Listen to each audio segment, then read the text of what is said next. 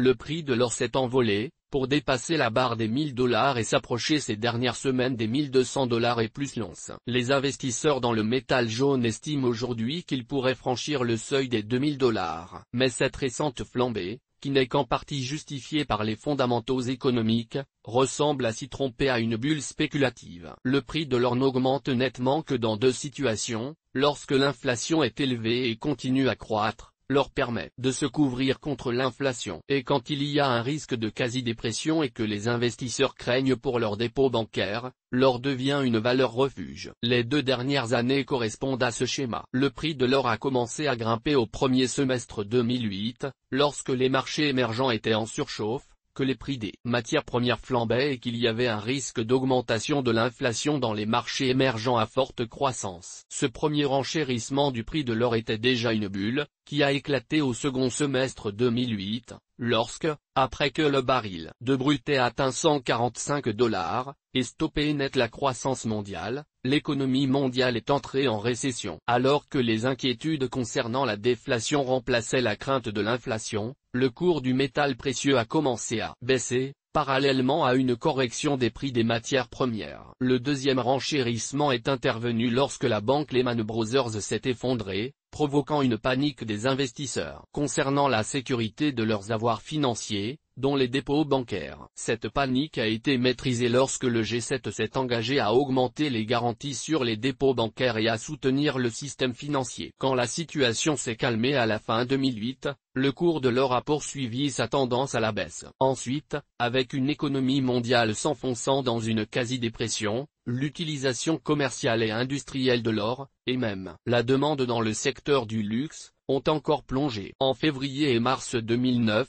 l'or est repassé au-dessus des $1000 l'once, au moment où il semblait que les systèmes financiers américains et européens pourraient être proches de l'insolvabilité et que plusieurs gouvernements seraient incapables de garantir les dépôts bancaires et de soutenir ces systèmes, parce que les banques qui étaient trop grandes pour faire faillite étaient aussi trop grandes pour être sauvées. La panique est retombée, et le cours de l'or aussi, après que les banques américaines aient été soumises aux tests de résistance, les stress tests, que le plan de redressement financier du Trésor américain, TARP, soit venu au secours du système financier en retirant les avoirs douteux des bilans bancaires et que l'économie mondiale ait peu à peu atteint son point le plus bas. Pourquoi donc le cours de l'or a-t-il à nouveau commencé à grimper nettement ces derniers mois, alors qu'il n'y a aucun risque immédiat d'inflation ou de dépression? Les causes de cette envolée du cours de l'or. Plusieurs raisons expliquent cette envolée du cours de l'or, qui laisse toutes davantage présager une hausse graduelle avec des risques sérieux d'une correction à la baisse qu'une hausse rapide vers le seuil des $2000 l'once, comme l'affirment aujourd'hui les investisseurs dans le métal précieux. Premièrement, alors que l'économie mondiale est toujours en déflation, la forte monétisation des déficits fiscaux donne lieu à des inquiétudes concernant l'inflation à moyen terme. Deuxièmement, une vague de liquidités sans précédent, provoquée par une politique monétaire très accommodante,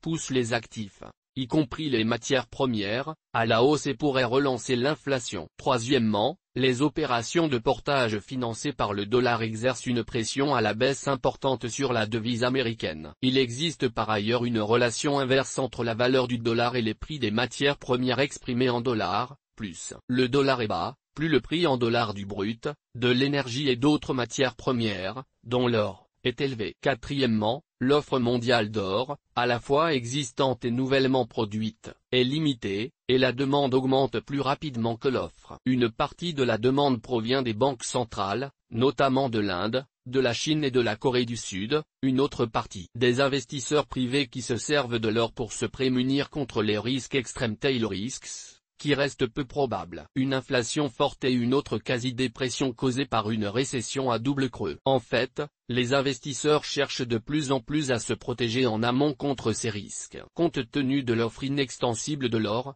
même une modification minime des portfolios des banques centrales et des investisseurs privés en faveur du métal jaune accroît son prix de manière substantielle. Enfin, les risques propres à la dette souveraine se multiplient. À titre d'exemple, les difficultés rencontrées par les investisseurs à Dubaï, en Grèce et dans d'autres économies avancées et émergentes, avec pour effet de relancer les craintes que les gouvernements ne soient pas en mesure de soutenir un système financier trop important pour faire faillite. Les risques d'une correction à la baisse sont importants mais, Puisque l'or n'a aucune valeur intrinsèque, les risques d'une correction à la baisse sont importants. Il faudra bien, un jour ou l'autre, que les banques centrales abandonnent l'allègement quantitatif et les taux d'intérêt proches de zéro, exerçant alors une pression à la baisse sur les actifs à risque, dont les matières premières. La reprise risque sinon d'être fragile et anémique, caractérisée par un marché baissier sur les matières premières et haussier sur le dollar américain. Un autre risque baissier est de voir s'effondrer les opérations de portage financées par le dollar, avec pour conséquence l'éclatement de la bulle mondiale des actifs qu'elles ont, avec la vague de liquidité causée. Et puisque les opérations de portage et la vague de liquidité ont créé une bulle mondiale des actifs,